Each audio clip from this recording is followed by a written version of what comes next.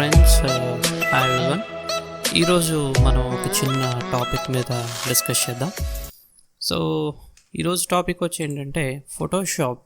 ఎవరికైతే తెలీదు అంటే ఒక బేసిక్ నాలెడ్జ్ లేదు, so if you are freshers అంటే ఎవరైతే కొత్తగా నేర్చుకుంటున్నారో ఫోటోషాప్ గురించి ఏమీ తెలీదు, అసలు ఫోటోషాప్ ఏంటి అనేది తెలుసుకోవాలనుకుంటే ఈ క్లాస్ అనేది మనకి చాలా ఇంపార్టెంట్. సో ఈ క్లాస్కి వచ్చేసరికి ఏంటంటే ఫస్ట్ ఆఫ్ ఆల్ మనకి ఈ ఫోటోషాప్లో మనం ఏ విధంగా స్టార్ట్ అవ్వాలి, ఫస్ట్ మనం బిగిన్ చేసేటప్పుడు ఒక బిగినర్గా మనం ఏం చేయాలి ఫస్ట్ ఆఫ్ ఆల్. సో ఇందులో వచ్చేసరికి ఏంటంటే వెరీ సింపుల్ మెథడ్. స్టార్ట్ అయ్యే ముందు ఫస్ట్ మీరు ఫోటోషాప్, ఇన్ కేస్ నేను క్లోజ్ చేస్తున్నాను, నేను మళ్ళీ ఓపెన్ చేస్తున్నాను ఫోటోషాప్. నేను వాడే వర్షన్ వచ్చి I'm using CC Photoshop CC version. It's 2018 version, 2018 CC. So Photoshop open చేయగానే ఫస్ట్ ఆఫ్ ఆల్ మనం చేయాల్సిన ఫస్ట్ వర్క్ వచ్చేసరికి ఏంటంటే ప్రెస్ Ctrl+K అనగానే మనకి ప్రిఫరెన్సెస్ అని చెప్పి ఒక ఆప్షన్ వస్తుంది. ఇందులో వచ్చేసరికి ఏంటంటే మనం పర్ఫార్మెన్స్ అనే ఆప్షన్లోకి వెళ్ళండి ఫస్ట్ ఆఫ్ ఆల్ మీరు. సో ఈ పర్ఫార్మెన్స్ అనే ఆప్షన్ అనేది ఏంటంటే బేసిక్గా ఏదన్నా ఒక చిన్న మిస్టేక్ చేసినప్పుడు లేదా ఏదైనా తప్పు చేసినప్పుడు మనం ఎన్నిసార్లు వెనక్కి రావాలి అనే దాన్ని సెట్టింగ్ పెట్టుకోవడానికి ఫస్ట్ ఆఫ్ ఆల్ మనకు ఉండే ఆప్షన్ ఇది. సో ఆబ్వియస్లీ మనం స్టార్టింగ్లో ఫోటోషాప్ నేర్చుకున్నప్పుడు ఎంతైనా భయం ఉంటుంది, ఎక్కడో ఒక చోట ఒక చిన్న మిస్టేక్ అనేది చేస్తాం. సో కాబట్టి మనం ఏంటంటే బెటర్ ఇక్కడ హిస్టరీ స్టేట్స్ అని చెప్పి ఒక ఆప్షన్ ఉంది. ఇదేంటంటే మనకి 21 టైమ్స్ అనేది ఉంటుంది. డిఫాల్ట్గా ఉన్నప్పుడైతే మనకి 21 టైమ్స్ ఉంటుంది. దీన్ని మనం we can keep up to 150. అంతకు మించి నేను అన్నిసార్లు మిస్టేక్ అయితే చేయను, ఎందుకంటే ఏదైనా మిస్టేక్ చేసినప్పుడు ఫస్ట్ 2 టైమ్స్ మేబీ మనం రికగ్నైజ్ చేయకపోవచ్చు, but after that we definitely recognise that there is some mistake. So మనం వెనక్కి రావాలి అనుకున్నప్పుడు ఇన్నిసార్లు అని పెట్టుకోవచ్చు. సో దీన్ని మీరు కావాలంటే అప్ టు 999 వరకు కూడా ఇంక్రీజ్ చేసుకోవచ్చు, it's up to you. But నా వరకు వచ్చేసరికి 150 ఇట్స్ మోర్ ఎనఫ్. ఎందుకంటే 150 times if you're coming back almost మీరు చేసిన వర్క్లో 60 to 70% వర్క్ బ్యాక్ వచ్చినట్టే అవుతుంది. సో దాని బదులు కొత్తగా చేసుకోవడం బెటర్.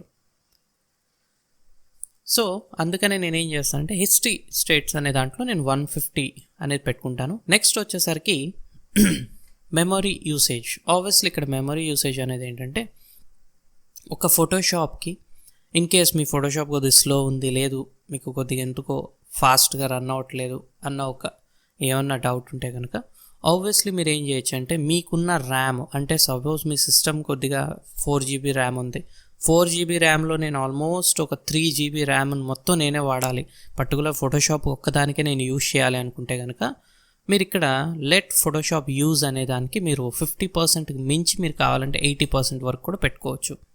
బట్ ఓన్లీ ఫోటోషాప్ మీద వర్క్ చేసే వాళ్ళకి మాత్రమే ఈ ఆప్షన్ అనేది బెస్ట్ నాకు తెలిసి. బట్ మనం ఆల్టర్నేటివ్గా మల్టిపుల్ అప్లికేషన్స్ మీద వర్క్ చేస్తున్నాం అంటే నేను ఒకసారి ఫోటోషాప్ ఓపెన్ చేయొచ్చు, లేకపోతే ఆల్టర్నేటివ్ ఇంకేదైనా 3D అప్లికేషన్ ఓపెన్ చేయొచ్చు. సో అలాంటి టైమ్స్లో మనకి ఏంటంటే better you keep this around 55 to 50% వరకు పెట్టుకోవచ్చు మీరు. అంతకు మించి పెట్టినా ఏమవుతుందంటే ఆల్టర్నేటివ్ అప్లికేషన్స్ ఏమైనా ఓపెన్ చేసినప్పుడు హ్యాంగ్ అయ్యే ఛాన్సెస్ కూడా ఉంటాయి. But if you are working only on Photoshop, పర్టికులర్గా మీరు ఫోటోషాప్ మీదే మీరు వర్క్ చేస్తారు, ఇంకే అప్లికేషన్ ఓపెన్ చేయరు అనుకుంటే కనుక దీన్ని మీరు వాల్యూ అనేది పెంచుకోవచ్చు మీ ఇష్టం దాన్ని బట్టి. సో ఇది అయిపోయిన తర్వాత ప్రెస్ ఓకే. సో ఇది ఒక్కసారి చేస్తే సరిపోతుంది, మనం ప్రతిసారి ఓపెన్ చేసినప్పుడు అయితే చేయాల్సిన అవసరం లేదు. ఇన్ కేస్ మీరు వేరే ఇన్స్టిట్యూషన్స్లో కానీ ఇంకెక్కడన్నా మీరు ఎవ్రీడే ఒకే సిస్టమ్ దగ్గర కూర్చోరు, నాకు ఈరోజు ఈ సిస్టమ్ దొరికితే మేబీ నేను ఇంకో సిస్టంలో కూర్చోవచ్చు అనుకుంటే కనుక డెఫినెట్గా అది మీరు ఎవ్రీ టైం చేసుకోవాలి.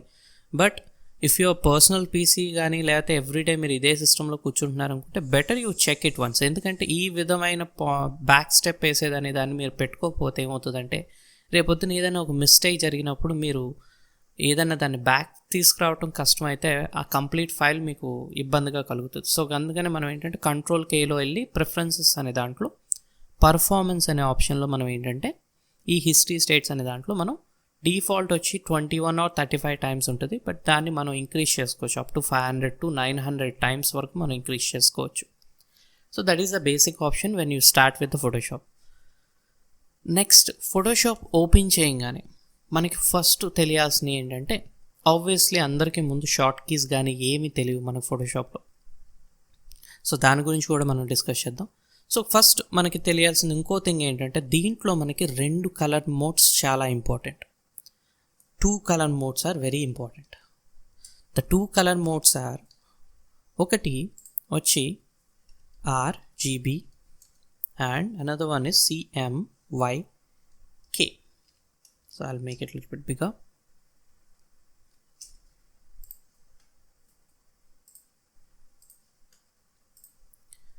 సో RGB అనేది ఒకటి, CMYK అనేది ఒకటి. సో ఈ రెండిట్లకి కూడా ఒక డిఫరెంట్ మెథడ్ ఉంది కలర్ థియరీలో. సో ఈ రెండిట్లకి డిఫరెన్స్ ఏంటంటే RGB అనేది ఏంటంటే పర్టికులర్గా మనకి మెయిన్గా ఫొటోస్కి, ఆల్బమ్ డిజైన్స్కి, లేకపోతే ఏదైనా బ్రోచర్ డిజైన్స్కి ఇలాంటి వాటికి మనం వాడే కలర్ మోడ్ అంటారు దీన్ని. So it's actually A colour mode. CMYK అనేది వచ్చేసరికి ఏంటంటే మనకి ఇది పర్టికులర్గా ఫ్లెక్స్లకి ప్రత్యేకంగా మనం లైక్ పోస్టర్స్ కానీ, వాల్ పోస్టర్స్ కానీ, ఫ్లెక్స్లు కానీ, న్యూస్ పేపర్తో సహా మనం జనరల్గా ఇంట్లో వచ్చే న్యూస్ పేపర్లకు కూడా ఈ కలర్ మోడ్లోనే మనకి ప్రింట్ అవుతుంది, CMYK మోడ్లోనే మనకి ప్రింట్ అవుతుంది. సో బేసిక్ RGB, CMYK ఈ రెండు సంబంధించినవి ఏంటంటే మనకి 2 కలర్ బాక్సెస్ కనిపిస్తున్నాయి చూసారు ఈ లెఫ్ట్ సైడ్లో. ఈ ఏదో ఒక కలర్ బాక్స్ క్లిక్ చేయండి, దాని మీద మీకు కలర్ పిక్కర్ కనిపిస్తుంది. అంటే ఇక్కడ సి RGB అని చెప్పి ఒక వాల్యూ ఉంది, ఒక పక్కన CMYK అని వాల్యూ ఉంది. మోస్ట్లీ మనకు ఇప్పుడున్న ఇండస్ట్రీలో మనకి బాగా యూజ్ అయ్యే కలర్ 2 మోడ్స్ వచ్చేసరికి అంటే RGB, CMYK ఈ 2 కలర్ మోడ్స్ని బేసిక్గా మనం యూజ్ చేస్తాం. RGBలో హైయెస్ట్ వాల్యూ వచ్చేసరికి 255 ఉంటుంది, గుర్తుపెట్టుకోండి. హైయెస్ట్ వాల్యూ వచ్చేసరికి ఎంత ఉంటుంది? 255 is the highest value. So when you go for RGB, 255 is the highest value for that. Okay, and if you go for CMYK కి highest value వచ్చేసరికి 100 ఉంటుంది. So what is this values actually? ఈ values ఏంటి? జనరల్గా మీరు RGBని split చేస్తే R అంటే రెడ్ వస్తుంది, G అంటే గ్రీన్, B అంటే బ్లూ వస్తుంది. CMYKకి వచ్చేసరికి సియాన్, మెజెంటా, ఎల్లో, K అంటే బ్లాక్ వస్తుంది. సో ఇవి ఎక్కడ చూపిస్తుంటే when you go for like జనరల్గా మీరు కలర్ బ్యాలెన్స్ కానీ ఇలాంటి వాటికి మీరు యూస్ చేసుకునేప్పుడు ఏంటంటే you can go for those things. అంటే మీరు జనరల్గా నేను ఏదైనా ఒక దాంట్లోకి వెళ్ళి Ctrl+B అని ప్రెస్ చేస్తే, ఇఫ్ ఐ యూస్ అంటే టెక్స్ట్ లేయర్లో ఉన్నప్పుడు మనకు Ctrl+B యాక్టివేట్ అవ్వదు, ఆబ్వియస్లీ మీరు బ్యాక్గ్రౌండ్ లేయర్లో ఉండి యాక్టివేట్ చేసుకోవాలి. సో Ctrl+B అనేది ఏంటంటే కలర్ బ్యాలెన్స్. సో ఈ కలర్ బ్యాలెన్స్లో మీరు చూస్తే R is for red, G is for green, B is for blue, and C అంటే సియాన్, M అంటే మెజెంటా, Y అంటే yellow, K is not visible but K అంటే black, గుర్తుపెట్టుకోండి. సో ఈ 2 colour modes మనకి చాలా ఇంపార్టెంట్. సపోజ్ మీరు ఏదైనా ఒక పేజ్ అంటే సపోజ్ మీరు ఏదైనా ఒక ఫోటో చేస్తున్నారు అనుకోండి, ఆ ఫోటోకి సంబంధించిన కలర్ మోడ్ వచ్చేసరికి మీకు RGBలోనే ఉంటుంది. సో అంటే ఇది కెమెరాతో తీనివ్వండి, లేకపోతే మీరు మొబైల్ ఫోన్తో తీనివ్వండి, or any small digital cameras that you use, ఆ కెమెరాస్తో తీసినప్పుడు కామన్గా మీకు ఉండే కలర్ మోడ్ వచ్చేసరికి RGB. సో జనరల్గా మీకున్న ఆల్బమ్స్ కానివ్వండి, ఫొటోస్ కానివ్వండి, ఇవన్నీ కూడా RGB మోడ్లోనే మీకు కన్వర్ట్లో ఉంటాయి. CMYK అనేసరికి ఏంటంటే ప్రత్యేకంగా మనం విడిగా మనం ఫ్లెక్స్లు కానీ ఏదైనా బ్యానర్స్ కానీ అలాంటివి చేయించుకునేటప్పుడు వాళ్ళు ప్రత్యేకంగా మోడ్ RGBలో నుంచి CMYKలోకి మార్చి పెడతారు. సో ఏదైనా ఒక న్యూ పేజ్ అంటే ఏదైనా ఒక కొత్త పేజ్ తీసుకోవాలంటే ఫస్ట్ మనకు ఉన్న ఆప్షన్ ఏంటంటే Ctrl+N. Ctrl+N అనేది ఏంటంటే ఒక new document are a new page, మీరు ఏదైనా ఒక పేజ్ తీసుకోవాలనుకుంటే కనుక you can come to hear. ఇక్కడ ఇఫ్ యూ సీ కలర్ మోడ్లో మీకు ఇక్కడ ఆప్షన్స్ ఉంటాయి CMYK అండ్ RGB. సో నేను సపోజ్ ఏదైనా ఫోటో ఎడిట్ చేస్తున్నాను అనుకోండి, ఆబ్వియస్లీ నేను RGBలో ఉండొచ్చు. లేదు నేను ఫ్లెక్స్ ఏదైనా డిజైన్ చేస్తున్నాను అనుకోండి, CMYKలోకి వెళ్ళచ్చు. CMYKలో ఉన్న బెనిఫిట్ ఏంటంటే ఇక్కడ మీరు సపోజ్ ఒక ఫ్లెక్స్ వచ్చేసరికి నాకు 6 అడుగులు వెడల్పు 2 అడుగులు ఎత్తు ఉండాలి అనుకోండి, దానికి వచ్చేసరికి మీరు ఆటోమేటిక్గా విడ్త్ వచ్చేసరికి 6 పెట్టుకోవచ్చు, హైట్ వచ్చేసరికి 2 తీసుకోవచ్చు. సార్ ఇక్కడ ఇంచెస్ అని ఉంది, అది ఎలా ఫీట్స్లోకి మారుతుందంటే ఆటోమేటిక్గా మీరు ఎప్పుడైతే CMYK మోడ్లోకి వెళ్ళిపోతారో ఆటోమేటిక్గా ఇది ఇంచెస్ని ఫీట్స్లోకి తీసేసుకుంటుంది. అంటే ఆ ప్రింటర్ ఏదైతే ప్రింట్ చేస్తుందో that will go for automatically for ఫీట్స్లోకి కన్వర్ట్ చేసుకుని ప్రింట్ చేస్తుంది. RGBకి CMYKకి తేడా ఏంటంటే RGBలో వచ్చేసరికి మీరు ఏదైనా కలర్ మీరు ఏదైనా పిక్ చేసుకోవచ్చు, అదే కలర్ మీకు ప్రింట్లో వచ్చేస్తుంది. కానీ CMYKలో వచ్చేసరికి మనం కంపల్సరీ వాల్యూస్తోనే కలర్స్ ప్రిఫర్ చేయాలి. అంటే నాకు ఇప్పుడు ఇక్కడ రెడ్ కావాలనుకోండి, పర్టికులర్గా మెజెంటా అండ్ ఎల్లో మిక్స్ చేస్తేనే నాకు రెడ్ వస్తుంది. సో ఆ విధంగా నేను వాల్యూస్ తీసుకోవాలి. సో సపోజ్ నేను ఇప్పుడు R అంటే రెడ్ కాబట్టి R ఒక్కదానికి నేను 255 పెట్టి మిగతా అన్నిటిని కూడా 0 చేస్తాను. సో ఆటోమేటిక్గా నాకు Rలో రెడ్ కలర్ వచ్చేసింది. సో హైయెస్ట్ వాల్యూ, ఇంతకు మించి మీరు 300 పెడతానన్నా అది తీసుకోదు. The highest value is 255, remember this. So and again if you make 0 and G అంటే గ్రీన్ అని చెప్పాను, సో దానికి కూడా 255 పెడుతున్నా. సో ఆటోమేటిక్గా you get the green. So ఇక్కడ నేను 0 చేసి B అంటే మనకి blue. So if I get 255, so I get the blue. So ఇలా మనం రెండు కలర్స్ని కూడా మిక్స్ చేసుకుని మనం ఒక డిఫరెంట్ కలర్ని కూడా క్రియేట్ చేయొచ్చు. సో ఇలా బ్లెండ్ చేసుకోవటం అనేది కూడా మనం తెలుసుకోవచ్చు. కలర్ వాల్యూస్ని బట్టి మనం మ్యాజిక్గా డిఫరెంట్ కలర్స్ని క్రియేట్ చేసుకోవచ్చు.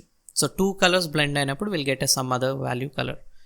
ఇక్కడ RGBలో నేను ఈ రెండు వాల్యూస్ 255 తీసుకోవటం లేదు పర్ఫెక్ట్ ఎల్లో, కానీ CMYKలో వచ్చేసరికి ఇట్స్ నాట్ పర్ఫెక్ట్ ఎల్లో. ఎందుకంటే ఇక్కడ వాల్యూ చూసారా 100 పర్ఫెక్ట్ లేదు. CMYK హైయెస్ట్ వాల్యూ ఎంత 100. సో ఇక్కడికి వెళ్ళి నేను 100 ప్రెస్ చేస్తే then this is the right yellow. So CMYKకి కూడా మనం ఏంటంటే ఎప్పుడైతే నేను సియాన్కి 100 పెడతానో you will get this colour. And if I make this 0, మెజెంటాకి వచ్చి నేను 100 పెడతాను. So this is the magenta colour. And if I make this 0 and 100 is the yellow. Y అంటే ఎల్లో కాబట్టి ఎల్లో వచ్చింది. సో అండ్ అగైన్ కేక్ వచ్చేసరికి నేను 100 పెట్టాను అనుకోండి, this is the black. So ఇప్పుడు నేను తీసుకొచ్చిన కలర్స్ ఏవైతే సియాన్, మెజెంటా, ఎల్లో, బ్లాక్, ఈ 4 కలర్స్ మీకు న్యూస్ పేపర్ అడుగున 4 డాట్స్ కింద సర్కిల్స్లో ఉంటాయి. సో అంటే పర్టికులర్గా న్యూస్ పేపర్ వచ్చేసరికి ఏంటంటే మనకి CMYK మోడ్లో ప్రింట్ అయ్యింది అని జస్ట్ చెప్తుంది మనకి. So the news paper is completely printed in CMYK mode. So ఫ్లెక్స్లకు కూడా మనకి ఏంటంటే ఆ డాట్స్ పెట్టరు, బట్ ఫ్లెక్స్లకు వచ్చేసరికి కంపల్సరీ మనం ఏదైనా ఒక ఫ్లెక్స్, సపోజ్ మీ ఫ్రెండ్స్ కానీ ఎవరైనా మీరు ఓన్గా ఒక ఫ్లెక్స్ డిజైన్ చేయాలనుకుంటారు, అలాంటప్పుడు విడ్త్ ఎంత ఉండాలి, హైట్ ఎంత ఉండాలి అనేది మీరు తీసుకోవచ్చు. ఆటోమేటిక్గా ఇంచెస్ కాస్త